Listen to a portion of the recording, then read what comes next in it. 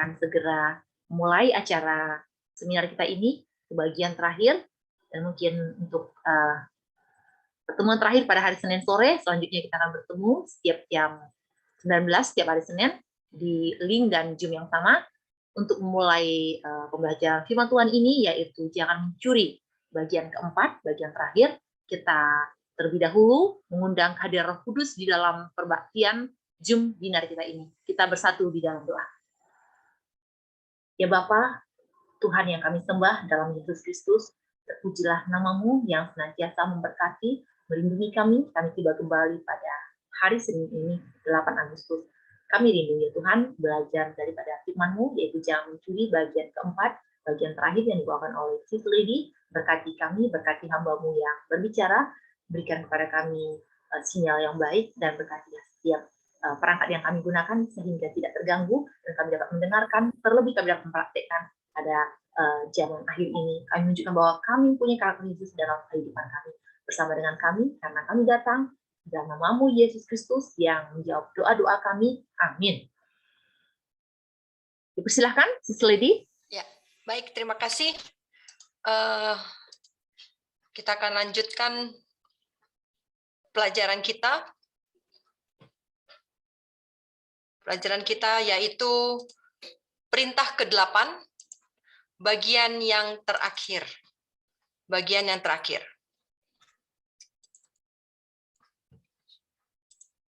Kita sudah belajar minggu yang lalu perintah yang ke-8, bagian yang ketiga, yaitu tentang bagaimana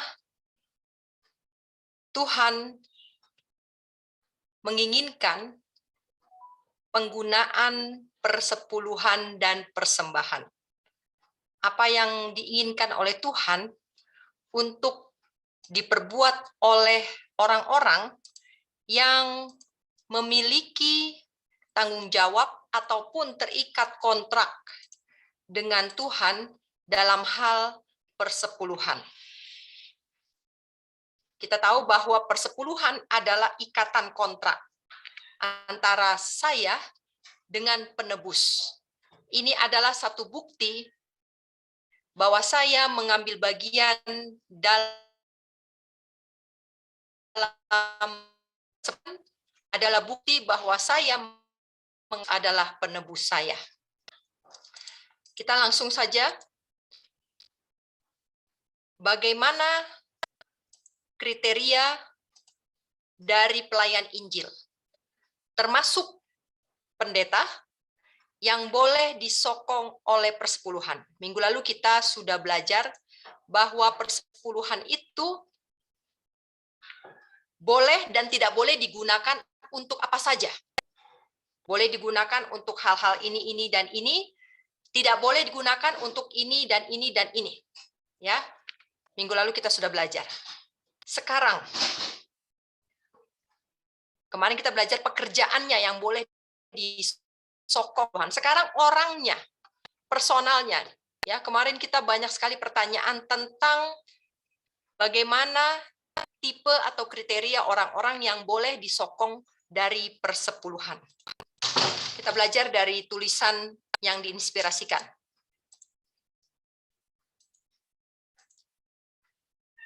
Akankah pelayan Injil yang mengabarkan kebenaran yang paling agung yang pernah diberikan kepada manusia menjadi pelayan, menjadi teladan dengan kembali ke periuk daging Mesir? Akankah mereka yang didukung oleh persepuluhan dari perbendaharaan Tuhan mengizinkan diri mereka sendiri melalui pemanjaan diri untuk meracuni aliran pemberi kehidupan yang mengalir melalui pembuluh darah mereka? Akankah mereka mengabaikan terang dan peringatan yang Tuhan telah berikan kepada mereka? Tidak seorang pun boleh dijadikan guru bagi umat. Ya, tidak seorang pun boleh menjadi guru bagi umat Tuhan. Ketika ajaran atau teladannya sendiri bertentangan dengan kesaksian yang telah diberikan Tuhan kepada hamba-hambanya untuk dibawakan sehubungan dengan pekabaran tentang diet atau makanan. Karena apa? Apabila orang-orang yang tidak yang tidak menjadi pelaku reformasi kesehatan, orang-orang yang tidak menurut dalam hal makanan, ketika mereka membawakan pekabaran, ini akan membawa kebingungan. Orang-orang yang mengabaikan kesehatan tidak layak untuk berdiri sebagai juru kabar Tuhan. Ya, saudara-saudara, apabila seorang pengajar, apabila seorang pelayan Injil tidak menjadi juru kabar dan pelaku reformasi kesehatan, maka mereka bukanlah God's messenger, bukan juru kabar Tuhan. Kemudian apalagi? Rasul Paulus memperingatkan gereja tentang guru-guru palsu yang muncul di gereja. Dan guru-guru palsu ini dianggap benar oleh anggota jemaat. Ya. Dan ini lebih bahaya katanya. Karena lebih baik orang-orang yang baru mengenal kebenaran, lebih baik mereka tidak pernah masuk ke dalam kebenaran daripada setelah mereka masuk ke dalam kebenaran, mereka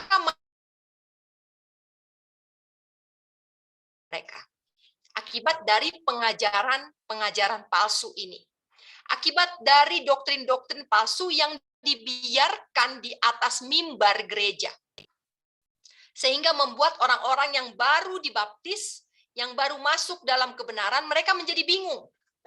Ya, menjadi bingung dan mereka terjebak dan masuk ke dalam kesalahan yang lebih parah daripada sebelum mereka mengenal kebenaran itu.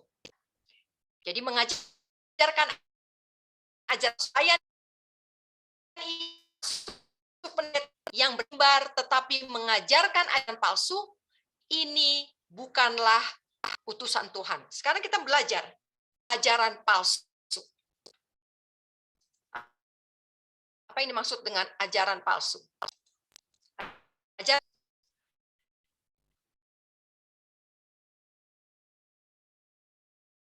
berabad-abad hingga akhir zaman. Petrus diilhami untuk menguraikan kondisi yang akan ada di dunia. Petrus mendapat satu ilham ya tentang keadaan dunia menjelang kedatangan Kristus yang kedua. Tetapi tidak semua akan terjerat oleh perangkat musuh. Ketika akhir dari semua hal yang di dunia ini sudah dekat, akan ada orang-orang yang setia yang dapat melihat tanda. Jadi menjelang kedatangan Kristus yang kedua akan ada sekelompok orang-orang yang setia yang mereka bisa melihat tanda-tanda zaman itu. Tetapi ini sekelompok orang. Tetapi ada juga kelompok yang lain, jumlahnya lebih besar. Jumlahnya lebih besar, mereka mengaku percaya, tapi perbuatannya tidak sejalan dengan pengakuan mulutnya. Mereka menyangkal iman mereka dengan perbuatan mereka. Jadi pengajaran tidak sesuai dengan perbuatan. Ini adalah palsu, ciri-ciri ajaran palsu.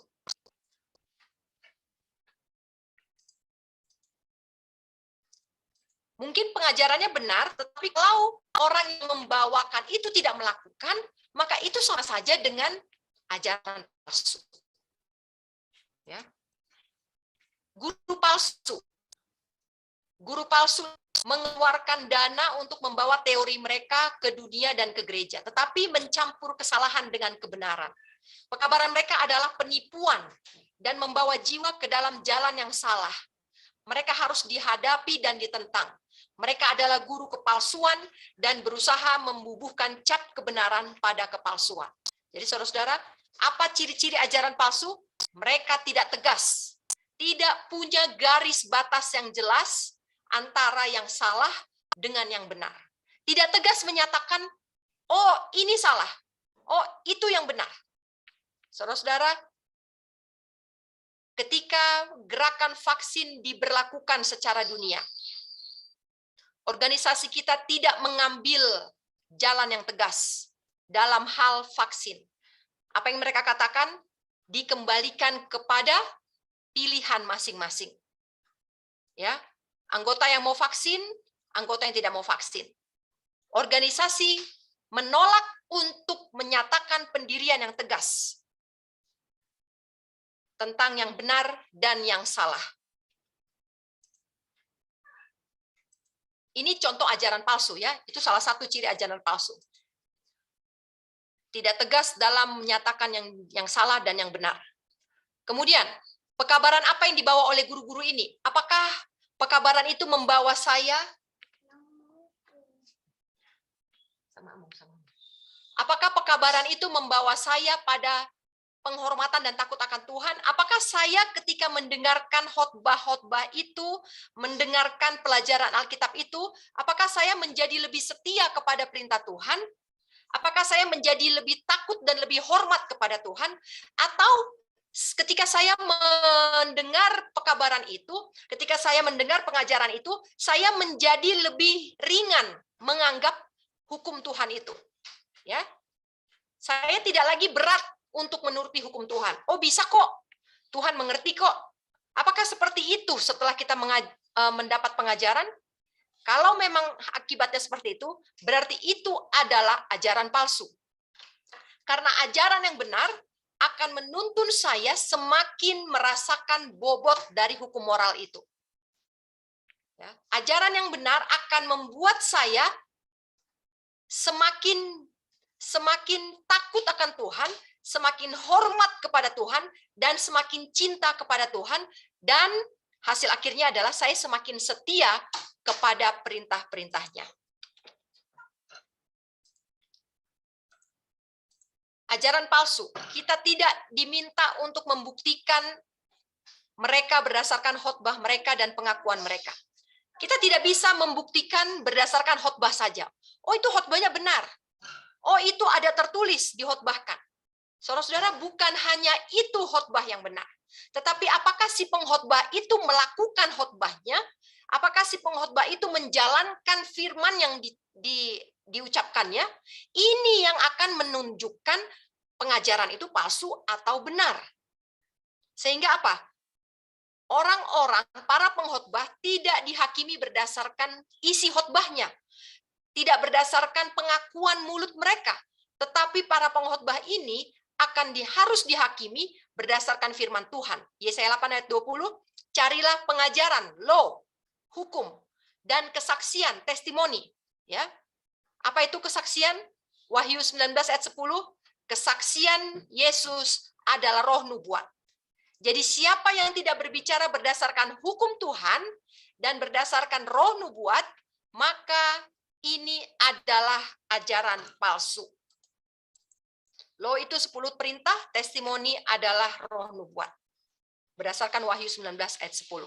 Barang siapa yang tidak mengajar berdasarkan 10 perintah dan berdasarkan roh nubuat, maka itu adalah ajaran yang palsu. Saudara-saudara, orang-orang yang mengajarkan ajaran palsu tidak boleh mengambil bagian dalam persepuluhan. Perbedaan jalan kebenaran. Ya. Perbedaan jalan yang benar dengan jalan yang salah. Apa perbedaannya? Jalan yang benar mengajarkan perintah Tuhan saja. Tetapi jalan yang salah, mereka mencampur perintah itu dengan perintah manusia. Mereka mencampur pengajarannya dengan penemuan manusia, kebijaksanaan manusia, pengetahuan manusia. Apabila ini terjadi, ada percampuran antara perintah Tuhan dengan kebijaksanaan manusia, maka ini adalah ajaran palsu. Apalagi ajaran palsu? Ajaran palsu adalah mereka yang tidak berdasarkan firman Tuhan. Setiap kali mengucapkan firman, haruslah ada tertulis atau demikianlah firman Tuhan. Harus sederhana. Ya, sesederhana itu. Ciri-ciri ajaran yang benar adalah demikianlah firman Tuhan. Ya. Jangan sampai saya mengucapkan sesuatu yang saya peroleh berdasarkan opini atau kebijakan saya sendiri. Harus berdasarkan firman Tuhan. Dan katanya, apabila Ada gembala palsu yang mengatakan dan melakukan hal yang sesat. Ya, anak-anak harus kita ajar untuk terbiasa dengan firman Tuhan. Sehingga anak-anak kita akan mengetahui, ya, ketika bagian kitab suci itu dipotong, ya, yang satu dibaca, yang sisanya nggak dibaca supaya membuat kesan yang salah. Nah, kalau ini terjadi, orang-orang yang sudah familiar dengan firman Tuhan, mereka tidak akan tertipu. Walaupun dipotong, firman yang disampaikan itu dipotong, mereka tidak akan tertipu.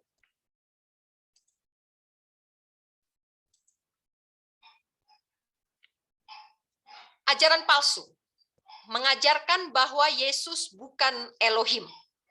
Ya, saudara-saudara, Yesus adalah ilahi. Dia memiliki hubungan dan kesatuan yang erat dengan Bapa yang kekal. Secara kesetaraan dia adalah setara dengan Bapa. Tetapi Bapa yang membuat dia setara. Ya. Dan Yesus adalah Elohim. Ya, kita belajar pada waktu perintah ketiga bahwa Elohim itu dua.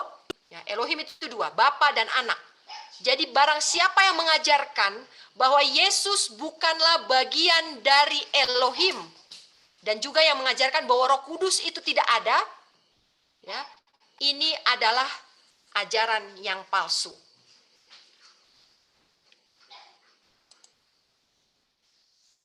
Ajaran yang palsu. Hanya mengajarkan percaya saja, ya. Kita akan bertemu dengan segala jenis doktrin palsu, kecuali kita mengenal apa yang Kristus telah katakan dan mengikuti perintahnya.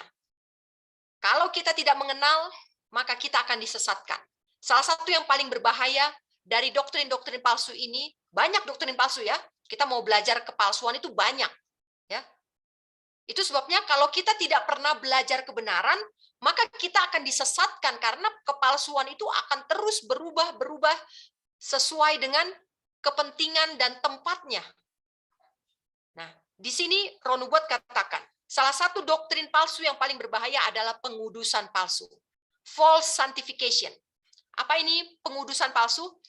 Ada orang, dia mengaku suci, tapi dia melanggar perintah Tuhan. Ya. Kenapa alasannya mereka mengaku suci tapi melanggar perintah Tuhan? Karena alasannya adalah kalau saya berdosa dan saya minta ampun kepada Tuhan, sudah selesai. Setelah itu saya tidak bisa berdosa lagi. Ya. Mereka tidak akan berdosa lagi kalau sudah minta ampun satu kali. Percaya saja, dan setelah kita diampuni, maka kita tidak bisa lagi berbuat dosa. Ini penipuan. Karena apa? Karena setelah kita menerima pengampunan, kita harus terus berusaha untuk mencapai standar karakter Kristus. Ini adalah penyucian. Ya. Orang-orang yang mengajarkan ajaran palsu adalah kalau kita sudah diampuni, ya itu sudah suci. Pengampunan sama dengan penyucian. Padahal doktrin yang sebenarnya tidak demikian. Pengampunan itu adalah pembenaran oleh iman. Penyucian adalah proses seumur hidup untuk kita boleh membentuk karakter serupa dengan Kristus. Jadi saudara-saudara, ketika saya mengajarkan, oh cukup percaya saja, cukup berdoa saja, sudah selesai semuanya dosa. Ini adalah ajaran palsu. Salah satu yang paling berbahaya. Apalagi ajaran palsu? Ajaran palsu adalah ketika saya mengatakan bahwa hukum Tuhan sudah dipakukan. Hukum Tuhan sudah dipakukan pada saat kematian Kristus. Kita tidak perlu lagi menuruti hukum Tuhan karena kita sudah ditebus pada saat Yesus mati di kayu salib. Ini adalah ajaran palsu. Ya. Kemudian apalagi? Seperti Adam dan Hawa. Ketika Hawa digoda, bagaimana dia digoda? Ditipu oleh setan. Dia ditipu dengan cara apa? diberikan yang benar, tapi dicampur dengan yang palsu. Sehingga apa kata setan yang terakhir? Sekali-kali kamu tidak akan mati. Artinya kalau kamu melanggar perintah Tuhan, waktu itu perintahnya adalah jangan makan buah pengetahuan baik dan jahat. Kalau kamu melanggar perintah Tuhan itu, kamu tidak akan mati. Ya. Kamu tidak akan mati. Memang benar. Hawa tidak langsung mati. Dan itulah yang dilihat Adam. Oh iya benar. Istri saya masih bernapas. Istri saya masih hidup, tidak mati. Berarti tidak salah, tidak terlalu gawat akibatnya kalau saya melanggar satu kali saja. Demi kebaikan. Ya. Ini adalah ajaran palsu. Kemudian apalagi ajaran palsu ketika Kain mempersembahkan persembahannya di atas mezbah. Setan menipu Kain dengan cara bagaimana? Dia menipu Kain dengan cara, oh, nggak apa-apa. Kasih saja persembahan yang sesuai dengan kemampuanmu. Nggak harus domba. Tidak harus domba jantan, domba yang umur 1 tahun, nggak harus. Kamu toh petani, kamu bukan gembala. Jadi kasih saja apa yang ada padamu. Sesuai kemampuanmu saja. Tuhan itu mengerti. Apakah benar? Tidak. Makanya ada istilah persembahan Kain. Ya. Salah satu contohnya adalah ketika saya mau menginjil, tetapi saya berkompromi dengan dunia dan melanggar hukum kesehatan dengan menerima vaksin dengan alasan saya mau menginjil, ini adalah persembahan Kain. Ini adalah persembahan Kain. Tidak mengajarkan bobot dari perintah Tuhan adalah ajaran palsu. Apalagi ciri-ciri ajaran palsu adalah pada masa yang menakutkan ini, tepat sebelum Yesus datang kedua kali, para pengkhotbah Tuhan yang setia harus memberikan kesaksian yang lebih tajam daripada yang diberikan oleh Yohanes Pembaptis. Saudara-saudara tahu khotbah Yohanes Pembaptis, dia bahkan menyebutkan orang Farisi dan orang Saduki sebagai ular beludak. Ya. Ular beludak. Hai kamu ular beludak. Ya, kalau saudara-saudara baca khotbah dari Yohanes Pembaptis, tidak ada kata-kata lembut di sana. Tidak ada kata-kata lembut. Tajam, menegur dosa, dan Roh Nubuat katakan, pengkhotbah-pengkhotbah yang muncul sebelum kedatangan Kristus yang kedua harus lebih tajam dari Yohanes Pembaptis. Harus lebih tajam. Orang-orang yang membawakan pekabaran yang lembut tidak akan diakui Tuhan sebagai gembalanya. Celaka yang menakutkan menimpa mereka. Jadi siapa saja, baik itu pelayan Injil maupun pengkhotbah maupun pendeta yang membawakan pekabaran yang lembut-lembut saja, damai sejahtera, tidak ada yang tajam, tidak ada yang menegur kesalahan dan dosa, ini bukanlah berasal dari Tuhan. Tuhan tidak mengakui mereka sebagai juru kabarnya. Jadi tidak berhak untuk mengambil bagian dalam persepuluhan Tuhan.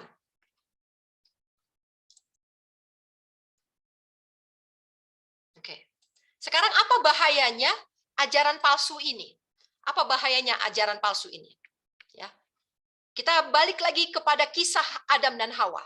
Ketika Hawa ditipu ular, teori-teori palsu diulang-ulang. Tampaknya mengundang secara keliru hari ini, seperti halnya buah dari pohon terlarang di Taman Eden. Buahnya sangat indah, sangat menggiurkan untuk dimakan, dan melalui doktrin-doktrin palsu, banyak jiwa sudah dihancurkan. Saudara-saudara, teori-teori palsu ini, kalau diulang-ulang, ya, kalau diulang-ulang, maka tidak akan ada manusia yang dapat mempertahankan kebenaran. Hawa, seandainya Hawa ketika melihat ular berbicara kepadanya, harusnya dia langsung berbalik badan dan meninggalkan. Tetapi oleh karena dia terus tetap di sana, dan membuka komunikasi dengan ular, dan sambil memasang matanya kepada buah yang dibicarakan oleh ular ini, dia memberikan waktu untuk berkomunikasi dengan si jahat, sehingga dia dihancurkan. Jiwanya dihancurkan dan dia tidak bisa lolos dari doktrin palsu. Saudara-saudara, kita juga seperti itu. Kalau sudah tahu ada doktrin palsu di sana, tapi saya terus-menerus berulang-ulang mendengarkannya dengan alasan apapun, dengan alasan nggak enak, dengan alasan menjaga perasaan, apapun alasannya, maka saya membuka diri terhadap bahaya kehancuran jiwa. Saya memberi kesempatan untuk setan menghancurkan jiwa saya. Kenapa ajaran palsu ini begitu berbahaya? Saudara-saudara, Testimonies for the Church volume yang pertama, 261 ayat paragraf yang 3. Nasihat ini diulang lagi oleh Nyonya White pada Testimonies for the Church volume yang kedua. Kita akan baca dulu yang pertama. Ada sengsara yang menakutkan bagi mereka yang mengkhotbahkan kebenaran tetapi tidak disucikan olehnya. Jadi ini yang seperti saya bilang tadi, pengkhotbah palsu. Saya mengkhotbahkan kebenaran, isi khotbahnya benar, kutipannya benar, tetapi saya tidak melakukan khotbah saya itu. I did not walk the talk. Saya tidak melakukan apa yang saya khotbahkan. Itu ada kutukan yang menakutkan bagi pengkhotbah itu. Dan juga Ron Watt lebih lanjut mengatakan, dan juga bagi mereka yang setuju untuk menerima dan memelihara pengkhotbah yang tidak disucikan ini untuk melayani mereka dalam firman dan doktrin. Ya. Jadi kutukan itu, sengsara itu bukan hanya buat pengkhotbah, tetapi juga buat orang yang menyetujui, menerima dan memelihara pengkhotbah yang tidak disucikan ini. Bagaimana cara saya memelihara pengkhotbah yang tidak disucikan? Dengan menyokong mereka melalui persembahan dan persepuluhan saya. Saudara, jangan dulu kita close minded ya, berpikiran sempit ya. Jangan dulu kita berpikiran sempit. Nanti akan ada penjelasannya. Kenapa kita tidak boleh menyokong, memelihara, menyetujui, menerima mereka yang tidak melakukan firman Tuhan, tetapi terus berkhotbah, mengkhotbahkan kebenaran, tapi tidak menjadi pelaku kebenaran. Ya, saya khawatir dengan umat Tuhan yang mengaku percaya kebenaran yang penting dan hikmat, karena saya tahu bahwa banyak dari mereka tidak bertobat atau disucikan olehnya. Manusia dapat mendengar dan mengakui seluruh kebenaran, tetapi tidak mengetahui apapun tentang kuasa kesalehan. Saudara-saudara, saya boleh saja berkhotbah tentang yang benar. Saya khotbahkan pekabaran 3 malaikat, saya khotbahkan kesehatan, country living saya khotbahkan, tetapi saya tidak mengakui bahwa saya bisa untuk menjadi saleh meninggalkan dosa. Saya tidak mengakui bahwa saya bisa mencapai karakter Kristus di dalam dunia ini. Ini adalah kutuk bagi jemaat. Semua orang yang mengkhotbahkan kebenaran tidak akan dengan sendirinya diselamatkan oleh kebenaran. Kalau saya mengkhotbahkan kebenaran, belum tentu kebenaran itu bisa menyelamatkan saya. Kalau saya tidak lakukan, kata malaikat, jadilah kamu bersih, hai kamu yang membawa bejana-bejana Tuhan. Diulangi lagi oleh Nyonya White dalam Testimonies for the Church, volume yang kedua, halaman 552. Jika Tuhan menyatakan celaka atas mereka yang dipanggil untuk memberitakan kebenaran dan menolak untuk taat, celaka yang lebih berat menimpa mereka yang mengambil ke atas mereka pekerjaan suci ini tanpa tangan yang bersih dan hati yang murni. Jadi, kalau mereka dipanggil untuk berkhotbah, tetapi tidak mau untuk menuruti firman, ini ada celaka. Tetapi celaka ini jauh lebih berat apabila mereka menerima jabatan yang suci, menerima pekerjaan yang suci, tetapi mereka tahu bahwa tangan dan hati mereka tidak murni. Ini jauh lebih berat. Ini jauh lebih berat. Jadi ada orang yang hanya bertugas untuk berkhotbah, tetapi ada orang yang bertugas menerima jabatan ya dari pekerjaan yang suci. Seperti halnya celaka bagi mereka yang memberitakan kebenaran, sementara mereka tidak disucikan dalam hati dan kehidupan. Demikian pula ada celaka bagi mereka yang menerima dan mempertahankan orang yang tidak disucikan ini dalam posisi atau jabatan yang tidak dapat mereka penuhi. Jadi saudara-saudara, ketika saya menerima orang dalam jabatan yang kita tahu dia tidak sanggup melakukan jabatan itu, kita mempertahankan orang dalam jabatan yang suci, sementara kita tahu dia tidak sanggup untuk melakukan jabatan itu, maka celaka itu, kutuk itu pun akan saya terima, dan saya mengambil bagian dari celaka yang Tuhan sudah turunkan kepada mereka. Celakalah mereka yang dengan tenang terus mendukung orang-orang seperti itu dalam pelayanan. Amaran untuk jemaat.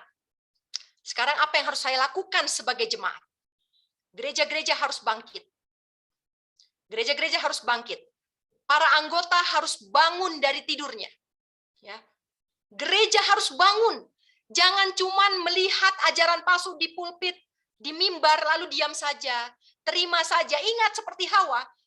Diam dan tiap hari Sabat menerima ajaran palsu. Lama-lama apa? Saya sedang membuka kesempatan bagi kehancuran jiwa saya sendiri. Para anggota harus bangun dari tidurnya dan mulai bertanya. Apa pertanyaannya? Bagaimana penggunaan uang yang kita masukkan ke dalam perbendaharaan? Harus bertanya jemaat. Saudara harus bertanya. Bagaimana uang yang sudah saya masukkan ke dalam perbendaharaan Tuhan, bagaimana uang ini digunakan? Jangan cuma kasih lalu saya doakan sudah selesai tugas saya. Yang penting saya tidak berdosa. Ya. Tuhan ingin agar penyelidikan yang cermat dilakukan. Periksa, selidiki. Nasihat yang diberikan Crash Collection, apakah semua puas dengan sejarah pekerjaan selama 15 tahun terakhir? Jadi ini adalah teguran ya, teguran. Bagaimana? Coba kita review 15 tahun terakhir. Waktu tulisan ini dipublish ini tahun 1989 ya. Ada pertanyaan, bagaimana? Apakah saya puas dengan sejarah pekerjaan selama beberapa tahun ke belakang? Apakah ada dibuktikan bahwa Tuhan bekerja sama dengan uang yang sudah saya masukkan ke dalam perbendaharaan? Apakah di seluruh gereja terdengar doa yang memohon pertolongan dari Roh Kudus? Tidak puas dan putus asa, kita berpaling dari skenario. Artinya dari panggung. Kita sudah berpaling dari panggung yang sebenarnya. Ya, ini kurang tadi karena saya mencari terjemahan yang lebih cocok di bahasa Indonesia tidak dapat ya. Jadi saya gunakan kata panggung. Ya, adegan. Sebenarnya scene itu artinya adegan, tetapi tidak cocok digunakan dalam terjemahan ini. Kita sebagai jemaat sudah berpaling dari panggung yang ditetapkan untuk kita. Gereja-gereja dan lembaga-lembaga kita harus kembali ke tempat semula sebelum kemurtatan itu dimulai. Kapan kemurtatan itu dimulai? Ketika gereja dan lembaga-lembaga kita mulai percaya pada manusia dan menjadikan manusia sebagai lengan mereka. Mereka mulai bergantung kepada manusia. Saudara-saudara, apa buktinya? Ketika gereja dan lembaga-lembaga kita mulai percaya kepada manusia, mulai ada perbedaan antara S1, S2, S3, dan S4. Banyak pendeta-pendeta mulai bersekolah lagi. Walaupun pendidikan itu tidak mereka tempuh di dalam pendidikan yang selaras dengan hukum Tuhan. Hanya demi untuk mengejarkan degree,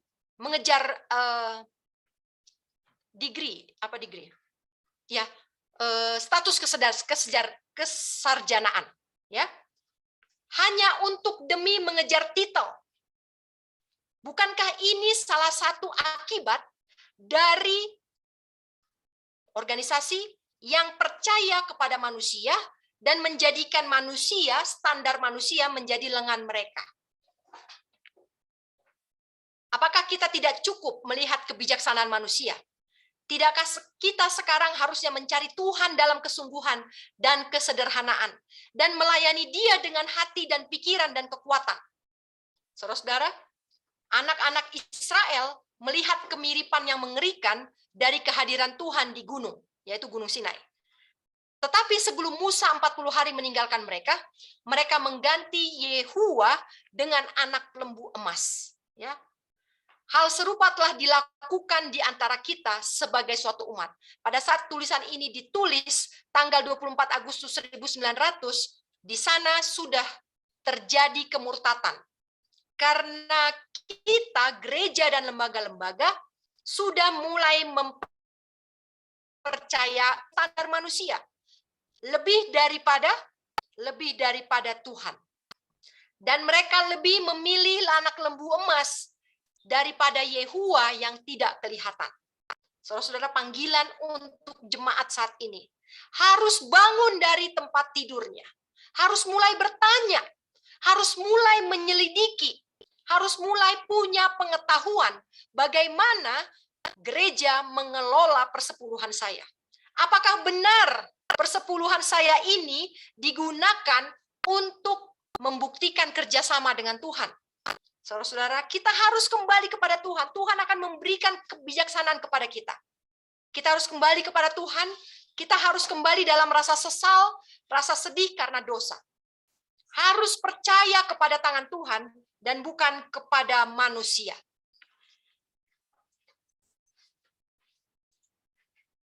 Amaran untuk jemaat. Saudara-saudara, akan menjadi kebijakan yang buruk untuk mendukung dari perbendaharaan Tuhan mereka yang benar-benar merusak dan melukai pekerjaannya dan yang terus-menerus menurunkan standar kekristenan. Saudara-saudara, apabila saya melihat bahwa orang-orang yang didukung dari perbendaharaan Tuhan bukannya memajukan pekerjaan Tuhan, tetapi merusak dan melukai pekerjaan Tuhan dan menurunkan standar kekristenan, maka berpikir dan mintalah kebijaksanaan dari Tuhan.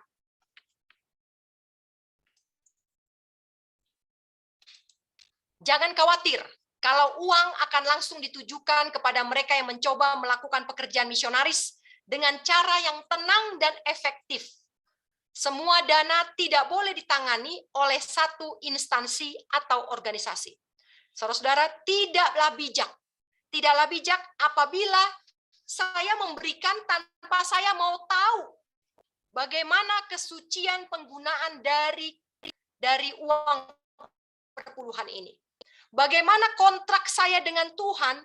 Saya mempercayakan uang Tuhan kepada satu organisasi, tetapi saya tutup mata terhadap semua standar-standar kekristenan yang diturunkan.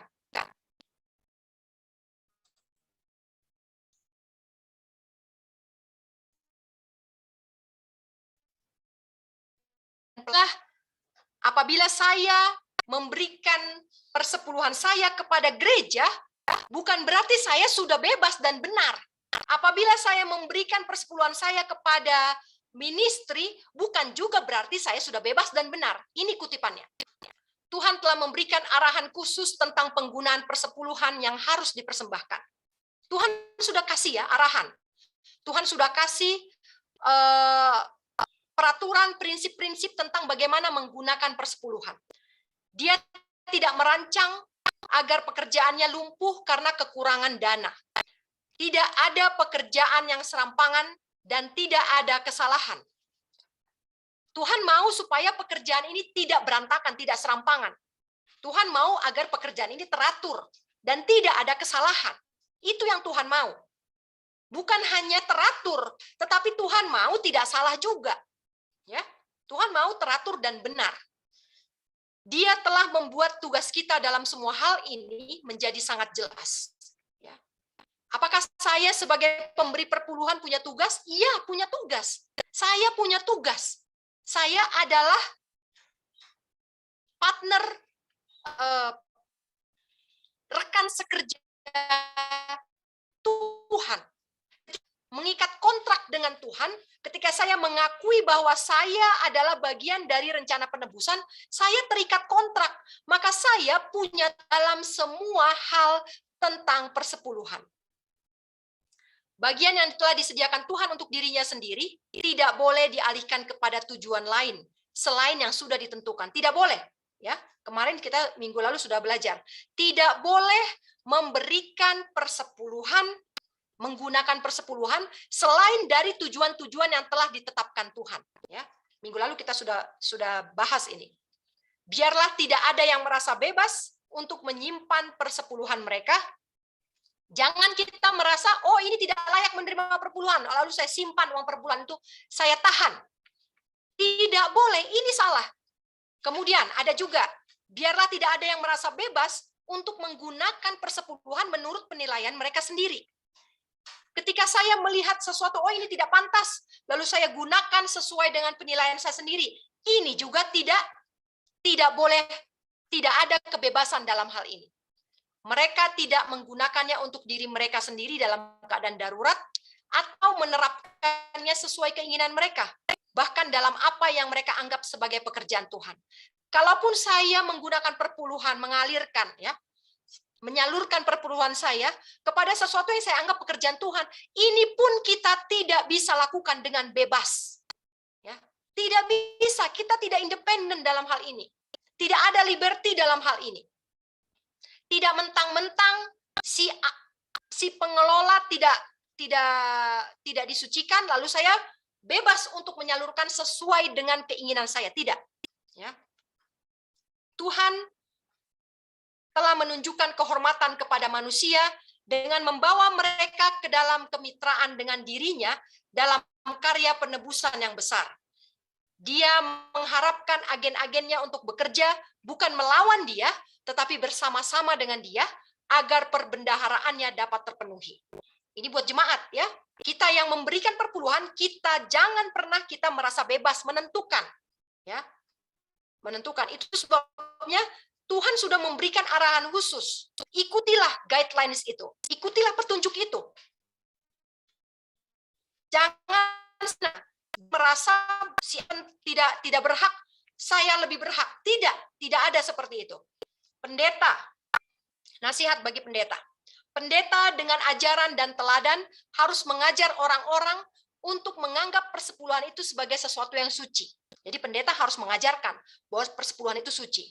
Dia seharusnya tidak merasa bahwa dia dapat mempertahankannya, menahannya, dan menerapkannya berdasarkan penilaiannya sendiri. Karena dia adalah seorang pendeta.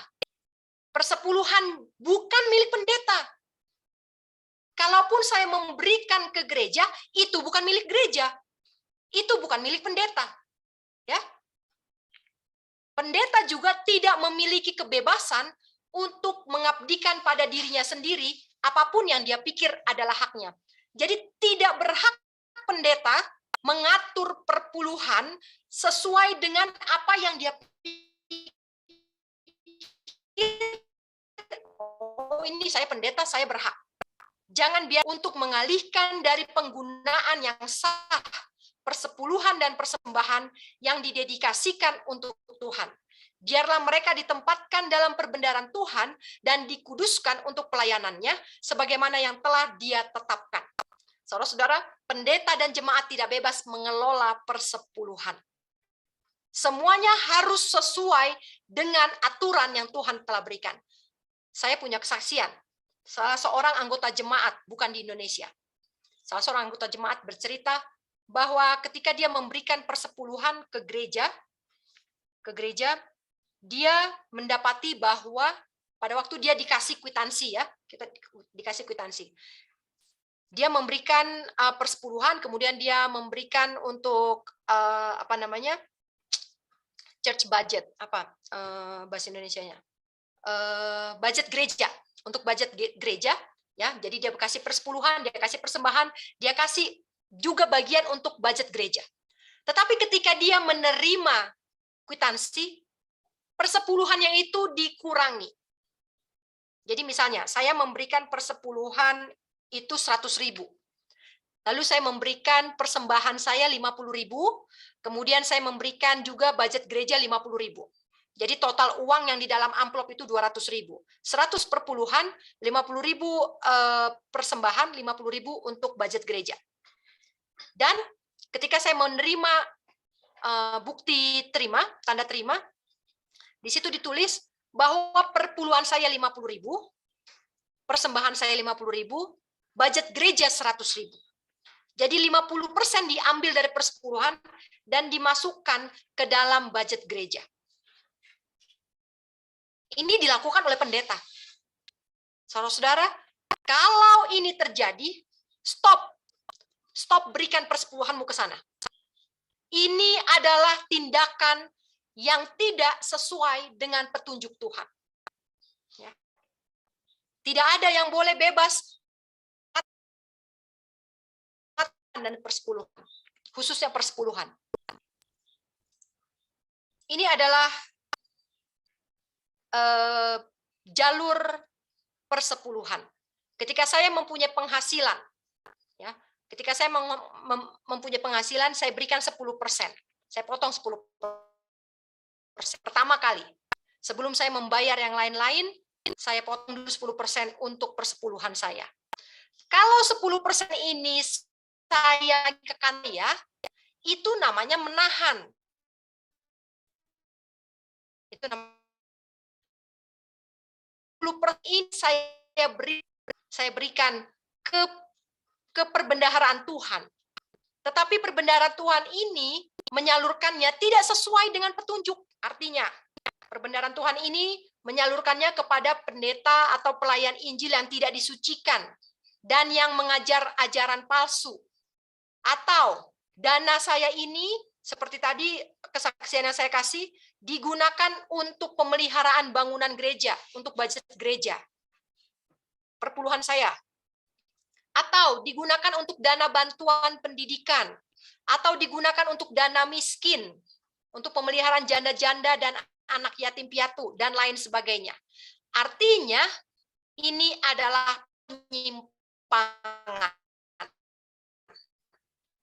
Tetapi kalau 10% ini saya masukkan ke perbendaharaan Tuhan, lalu dari perbendaharaan Tuhan ini disalurkan seperti jalur biasa, ya, jalur biasa, ataupun ke independent ministry, ini bukan penyimpangan. Ini bukan menahan perpuluhan. Ya, ini bukan menahan perpuluhan. Ini adalah pemberian perpuluhan. Jadi ini ya, perbendaharaan Tuhan hanyalah tempat, ini 2 minggu lalu kita belajar, perbendaharaan Tuhan hanyalah tempat sementara sebelum uang itu digunakan. Digunakan dengan apa? Sesuai dengan petunjuk. Sesuai dengan petunjuk yang kita sudah bicarakan minggu lalu. Saudara-saudara, semua ini kita pelajari hanyalah supaya kita mencapai karakter Kristus. Saudara-saudara, kalau saudara mau kasih persepuluhan ke gereja, saudara juga harus punya tanggung jawab di sana. Kita punya tanggung jawab untuk gereja kita, memastikan bahwa gereja kita menggunakannya dengan benar. Kalau memang tidak benar, berikan amaran. Kalau amaran sudah tidak lagi diindahkan, stop, berikan ke sana. Jangan kita toleransi dengan dosa yang dilakukan oleh orang-orang yang mencuri dari Tuhan. Pelanggaran perintah ke-8. Kalau saya membiarkan, kalau saya tidak peduli dan tidur saja, cuek saja, itu adalah kita mengambil bagian dari kutuk terhadap pelanggaran perintah ke-8.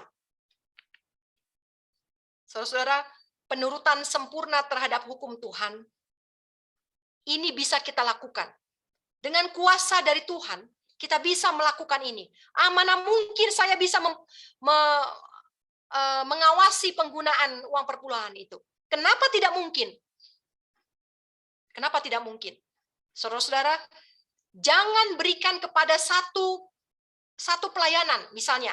Saya mau memberikan terus-menerus ke gereja, atau saya mau memberikan kepada satu lembaga pelayanan, terus-menerus saya setiap bulan memberikan ke sana.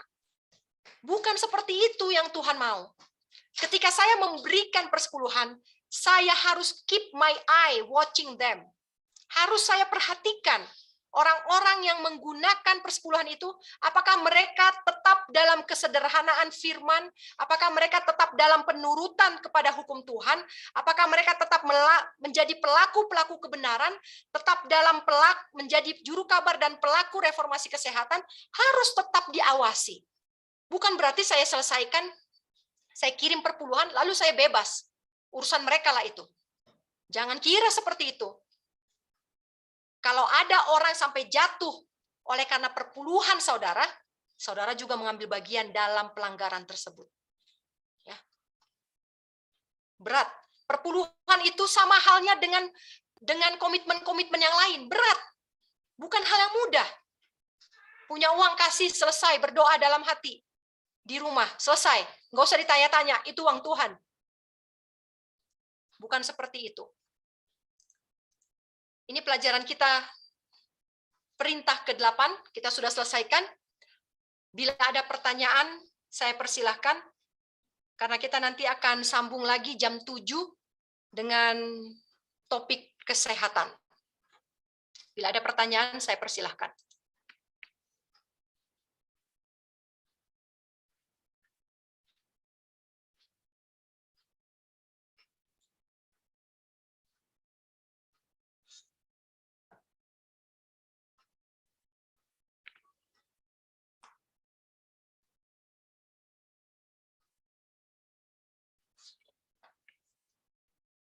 Adakah pertanyaan, brother and sister?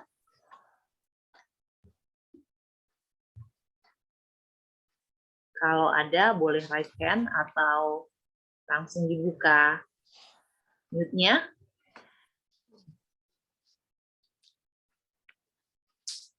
Sister, saya boleh tanya? Pak Sulaiman atau siapa dulu ini? Oh, ya. Deborah. It's okay. Deborah dulu? Oke, Ibu Deborah dulu. Ibu Deborah dulu saja. Oke, Ibu Deborah dulu. Tadi kan menyinggung masalah kepalsuan ya. Kalau kita ke gereja, kita sudah tahu itu rada-rada palsu, atau keluarga kita, bagaimana ya kita punya posisi sekarang? Kalau kita tidak ke gereja, karena kita udah tahu, oh ini palsu, apalagi tentang tadi suntik menyuntik itu, pendetanya malah menolak saya, bahkan juga waktu itu saya kirim melalui videonya itu atau tentang pelajaran itu, dia bilang di grup kita jangan kirim-kirim seperti ini katanya. Nah, saya juga sudah jarang ke gereja itu, tetapi mereka bertanya, mereka marah-marah kalau saya nggak gereja. Kalau gereja saya juga nggak bisa lakukan apa-apa. Kalau saya juga katakan bahwa saya tegas juga soal memakan di gereja itu tidak boleh. Nah, ada saja ada yang katakanlah pendetanya atau jemaatnya ya kadang kelihatan happy, kadang nggak apa-apa katanya, kadang ini. Jadi saya bingung juga ya. Saya ambil tindakan, saya nggak harus jarang kalau datang harus perpuluhan, saya jarang datang. Bagaimana dengan anak-anak dan keluarga? Kita sudah katakan dengan tegas, apa kita juga nggak mungkin tinggalkan mereka karena mereka sudah dewasa juga. Saya juga bilang itu sudah pilihan masing-masing. Saya cuma bisa berdoa bagaimana caranya supaya Tuhan merubah kita mempunyai hidup yang baru selalu bersama Bapak Yahweh, saya bilang. Tapi ya itulah sister, bagaimana nih posisi kita nih? Kadang saya sendirian di sini mau ke gereja untuk mengikuti kepalsuan. Nah, bingung saya. Kadang saya cuma sendiri. Saya cari Zoom yang benar-benar keras. Saya cari Zoom, saya duduk di kamar saya dengar seperti ini. Saya nggak bisa kemana-mana. Terima kasih, sister. Ya, oke. Terima kasih, Kak. Ya, memang banyak juga. Ya, salah satu anggota jemaat juga pernah mengatakan hal yang serupa. Bagaimana saya sendiri? Ya, saya sendiri, masa saya di rumah, saya tidak pergi ke gereja, tapi kalau saya di gereja, yaitu saya kasih perpuluhan saya dipotong dan dialihkan tanpa saya diberitahu. Nah, ini terjadi terus-menerus. Dan ketika saya katakan home church di rumah, tidak ada lagi gereja yang bisa kau temui. Ya, saya percaya masih ada. Ada kumpulan-kumpulan yang Tuhan memang jaga dari kepalsuan. Ya. Saya sendiri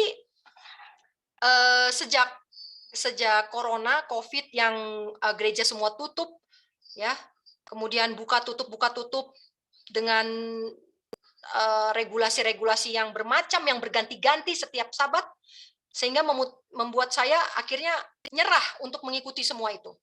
Ya, nyerah saya nggak bisa lagi ngikutin semua yang peraturan itu. Dan untuk menjangkau sampai ke kota juga itu pergumulan yang berat buat kami. Ya, Kak Deborah sudah pernah ke rumah saya kan, berat buat saya untuk menjangkau sampai ke gereja di kota. Ya. Kak Deborah, Ya. Memang untuk mengasingkan diri Tuhan tidak suruh. Ya. Tuhan tidak nasihatkan kita untuk mengasingkan diri. Ya. Ketika saya tidak bisa lagi untuk semua pelanggaran yang dilakukan,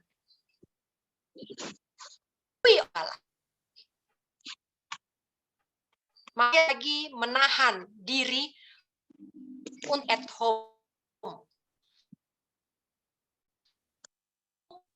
mempunyai pandangan yang lain hal ini.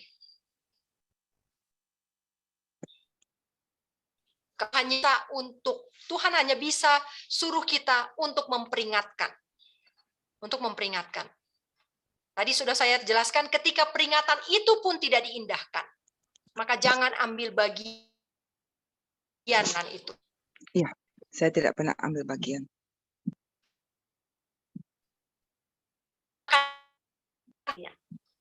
Dianggap garis keras dan lain sebagainya. Iya. Tetapi kita harus bisa membuat garis yang jelas antara yang benar dengan yang salah. Itu harus. Umat-umat Tuhan harus berani. Tetapi pastikan dulu, ketika saya menyampaikan amaran, jangan sampai saya pun tergolong dari pengkhotbah palsu. Ya.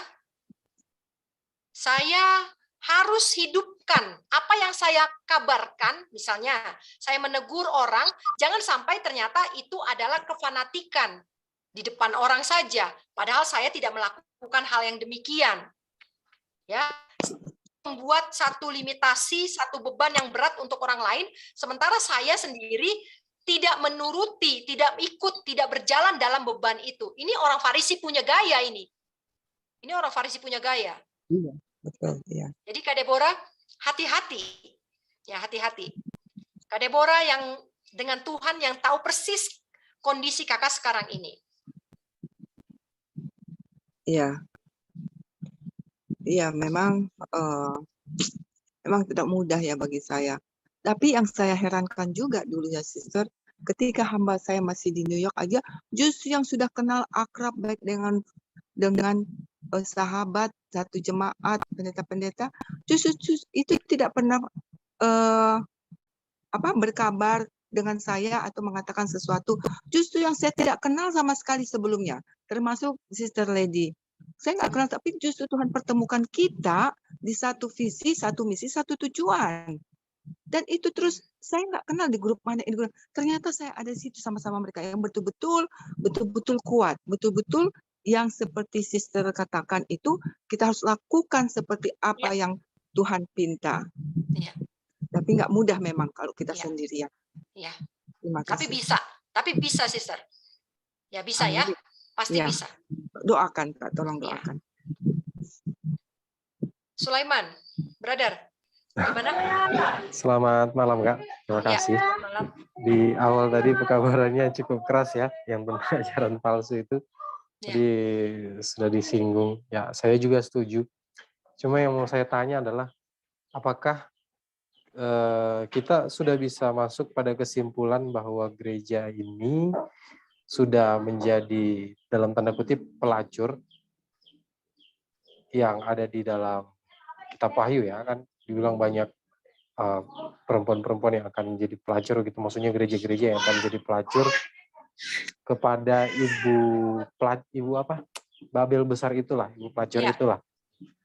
Dan apakah sudah bisa disimpulkan bahwa ini adalah yang mungkin saya pernah dengar omega apostasi itu, atau omega apostasi itu nanti ketika memang gereja juga tunduk kepada Sandelo, atau bagaimana, Kak?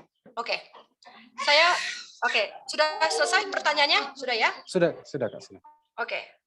Saya pernah, kalau masih ada videonya, di pekabaran malaikat pertama, kalau nggak salah pertama, ya, bahwa ujian untuk SDA, ujian untuk Seventh-day Adventist,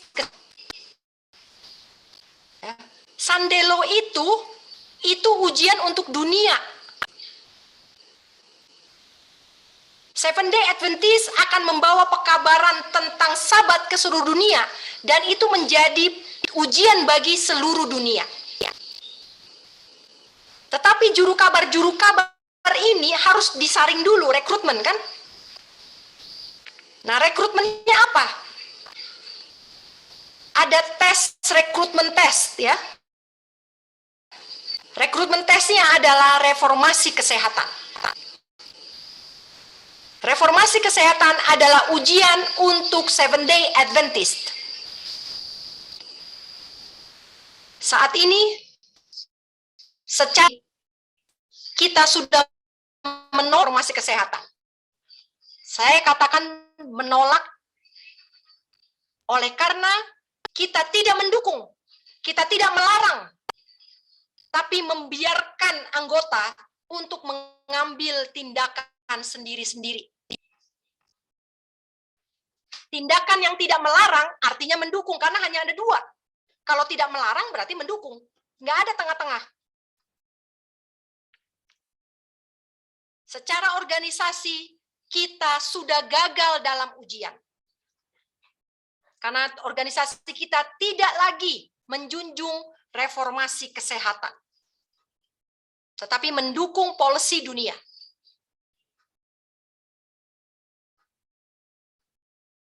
Itu harus saya katakan.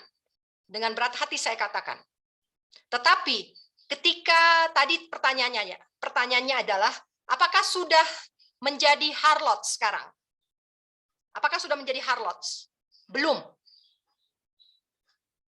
Harlot akan terjadi ketika denominasi, ini minggu lalu, denominasi agama bersatu dengan papacy.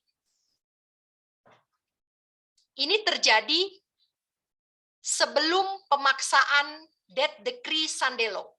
Jadi sebelum pelaksanaan hukuman mati untuk Sandelo, kita akan melihat denominasi agama bersatu dengan papacy. Saya tidak katakan bahwa persatuan ini karena hari Minggu. Saudara-saudara, tipuan itu tidak akan langsung keluar. Persatuan ini akan dalam bentuk yang lain selain hari Minggu. Persatuan ini akan dalam bentuk yang lain selain hari Minggu. Tetapi ini hanya covernya saja, tetapi dalamnya isinya adalah untuk pelaksanaan hari penyembahan hari Minggu. Disitulah baru organisasi agama atau yang dikatakan sebagai Babel menjadi harlots, sama seperti ibunya, ya, sama seperti ibunya. Ibunya adalah papacy.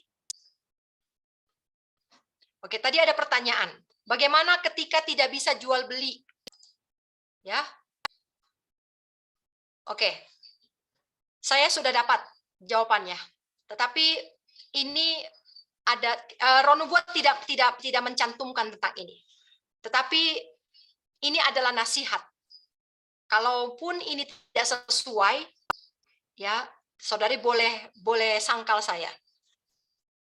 Jadi ketika close of probation, ketika pintu kasihan tertutup, maka tidak bisa jual beli. Sekarang ini masih bisa jual beli, tolonglah dijual hasil panennya, tolonglah dijual supaya ada perhitungannya, ya. Karena sekarang belum close of probation. Kenapa nggak dijual? Oh, ini terlalu dikit. Kenapa terlalu dikit? Saudara-saudara, Sister Margareta, ya, 2 minggu lalu saya menjual hasil panen saya 300 gram saja. Ada hasilnya. Kami berdoa, ya, kami menanam buncis. Kami berdoa supaya kami mau memberikan buah sulung.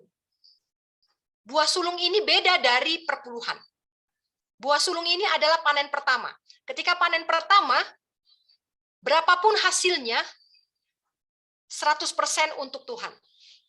Jadi ketika panen pertama, kira-kira 1 minggu lalu, kami kumpulkanlah panen pertama kami, karena kami hanya punya menanam sedikit, hanya 315 gram buncis. Kami berdoa supaya kami bisa memberikan buah sulung. Ya, ini kesaksian saya. Dan kemudian ada yang telepon. Boleh tolong ketemu di bawah? Maksudnya di bawah, kami di atas gunung kan? Saya butuh sayuran organik untuk jus. Karena ada indikasi penyakit imbalance hormon, hormon tidak seimbang. Ada apa panen di kebun? Saya bilang, saya hanya punya buncis tapi hanya sedikit. Oh, boleh, bawa aja. Apalagi? Dia sebutkanlah beberapa ini dengan ini, dan kebetulan ada. Hanya sedikit. Dan kami bisa memberikan buah sulung. Berdoalah. Kalaupun sekarang ini tidak bisa jual beli, itu karena kita belum berdoa dengan khusyuk. Berdoa supaya bisa dijual. Tetapi ketika close of probation, ya, ini kita bicara lain. Ketika hukum jual beli sudah diberlakukan, maka saudara-saudara tidak ada lagi pembayaran persepuluhan ke organisasi.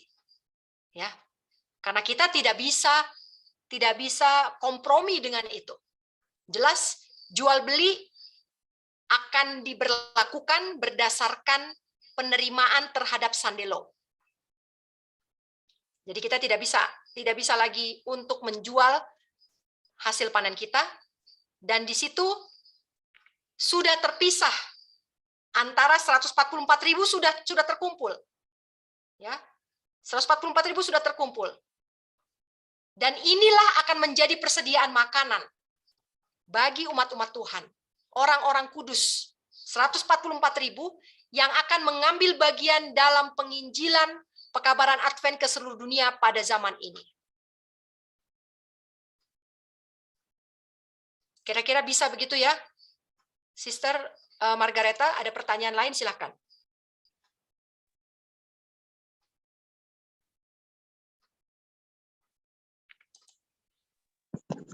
Nah, Sister, Yes. mendengar kesaksian Sister, saya minggu lalu pas hari Jumat, itu kan adalah hujan petir, bukan hujan deras lah, dikatakan hujan petir.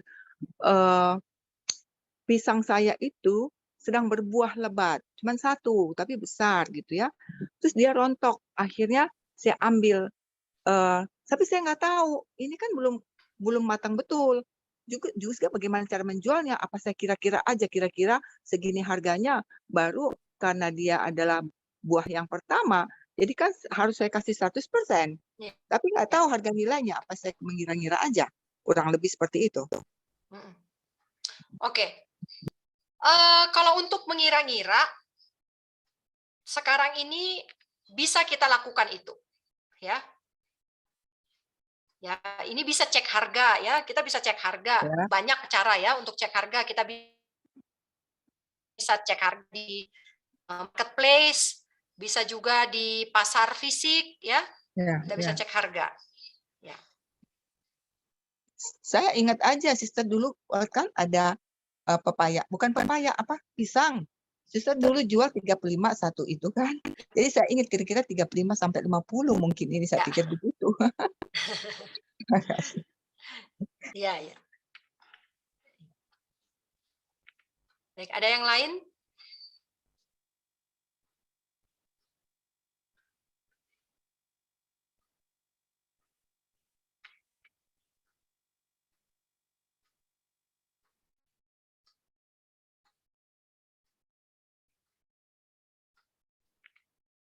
Adakah pertanyaan?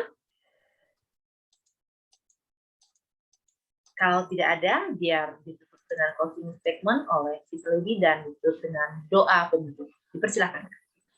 Oke, saudara-saudara, kesimpulan pelajaran kita dari perintah ke-8 ini adalah baik sebagai anggota jemaat maupun sebagai pendeta, kita sama-sama tidak bebas untuk menggunakan persepuluhan dan mengalokasikannya sesuai dengan keinginan saya. Tidak bebas. Baik saudara-saudara memberikannya melalui local church, gereja lokal, kita tidak punya independensi untuk menentukan dan memberikannya, lalu saya bebas dari tanggung jawab. Tidak. Kemanapun saya memberikan persepuluhan saya tetap punya obligation, kewajiban, beban tanggung jawab untuk memastikan penggunaan dan pengelolaan uang itu sesuai dengan petunjuk Tuhan. Kita sudah belajar, dan kita bukan untuk menghakimi, tetapi tanggung jawab yang besar itu harus kita pikul supaya saya bisa mencapai standar karakter Kristus. Silakan diulang-ulang lagi pelajaran kita. Biarlah Tuhan yang menguatkan kita dan menyanggupkan kita memberikan hikmat dan kebijaksanaan. Karena sudah tidak lama lagi waktunya, kita masih bisa sekarang ini memberi perpuluhan, berikanlah perpuluhan. Akan tiba waktunya, tidak bisa lagi kita memberikan persepuluhan. Ketika itu terjadi, pastikan bahwa saya sudah menerima meterai Tuhan di dahi saya, yaitu karakter saya sudah sama seperti Kristus. Tuhan memberkati. Kita bersatu dalam doa. Bapa di dalam surga, kami bersyukur oleh karena Tuhan memberikan kepada kami petunjuk yang jelas sehubungan dengan penggunaan dan pengelolaan persepuluhan. Kami tidak dapat menentukan dengan diri kami sendiri. Kami tidak bisa memastikan dan memutuskan sesuai penilaian kami masing-masing. Bapa dalam surga, ada beban yang berat di dalam persepuluhan ini. Bukan semasa kami bekerja saja kami dapat memberikan persepuluhan. Tetapi ketika kami pun tinggal terasing di desa, kami pun harus tetap setia dalam memberikan persepuluhan. Bapa dalam surga, bantu kami agar kami tetap terikat di dalam kontrak penebusan ini sampai Tuhan kami datang untuk kali yang kedua. Bapa, kami sebagai bagian dari kontrak perjanjian, kami adalah umat-umat tebusan. Kami rindu untuk bertobat. Untuk itu, mampukan kami untuk memiliki tanggung jawab atas uang berkat yang Tuhan berikan kepada kami. Bantu kami Tuhan. Ini adalah pergumulan yang sangat berat. Kami tidak memiliki kebebasan untuk menentukannya berdasarkan penilaian kami sendiri. Walaupun itu adalah pekerjaan Tuhan. Bukanlah hak kami untuk menentukan kemana kami harus memberikan persepuluhan ini. Begitu juga dengan gereja Tuhan, organisasi yang menampung perpuluhan dari umat-umat Tuhan. Bapa dalam surga, apabila Tuhan melihat ketidaklayakan mereka dalam pengelolaan ini, ketidakmurnian dan percampuran dengan kebijaksanaan-kebijaksanaan dunia, biarlah Tuhan ingatkan mereka, Tuhan tegur mereka, dan Tuhan juga memberitahukan kepada seluruh umat atas apa yang terjadi, sehingga umat-umat yang saat ini tidak mengetahui, mereka juga tidak akan dianggap bersalah oleh karena ikut campur ambil bagian di dalam pelanggaran perintah ke-8 ini. Bapa dalam surga, kami rindu untuk lebih setia dalam hal perpuluhan dan persembahan. Apabila kami menuruti sistem yang Tuhan telah berikan ini, maka tidak ada keegoisan dalam hidup kami. Tidak ada ketamakan dalam diri kami. Karakter kami akan lebih dimurnikan dan semakin lebih mudah kami untuk menaiki tangga kesempurnaan karakter Kristus. Terima kasih ya Bapak. Kami akan lanjutkan pembicaraan kami malam nanti, dan juga kami rindu untuk membahas hukum ke-9 dan ke-10 pada waktu yang Tuhan telah tentukan. Terpujilah namamu Bapa dari sekarang sampai selama-lamanya. Di dalam nama anakmu Yesus Hamasiah kami berdoa dan mengucap syukur. Amin. Amin. Amin, amin, amin. Amin. Sampai jumpa jam 7 malam nanti dalam Health Talk. Tuhan memberkati kita semuanya. Shalom dan selamat sore. Ada pertemuan jam 7 malam ya, Sister? Ya, ada